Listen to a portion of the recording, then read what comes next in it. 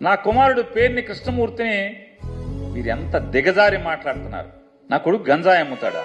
ఆ వయసు ఒంటి మీద వయసుకి తగ్గ మాట్లాయి మరి ప్రజాసేవ చేయాలనేటువంటి ఆకాంక్షతో, బలమైన ఆకాంక్షతో రాజకీయాలకి అడుగుపెట్టి 4 సంవత్సరాలు నీ కొల్లు రవీంద్ర లేదా నీ పార్టీ నాయకులందరూ కూడా ఇళ్లలో పడుకుని, మీతో సహా అందరు ఇళ్లలో పడుకుంటే అతను కరోనాలో ప్రాణాలకు తెగించి అందరిలో కరోనా బారిన పడినటువంటి ఏ పేషెంట్ని అడిగినా కూడా పేర్ని కృష్ణమూర్తి సేవల గురించి ఈ రోజు వీడియో మాట్లాడతారు.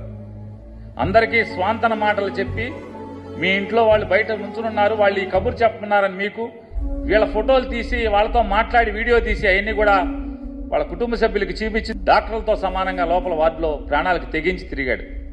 బెడ్లు కావాలంటే బెడ్లు అందించడం, ఎప్పుడు 24 గంటలు అదే పనిలో ఉంటే నూనూగు మేసాలటువంటి నవ యువకుడు మొదటిసారి రాజకీయాల్లో పోటీ చేస్తా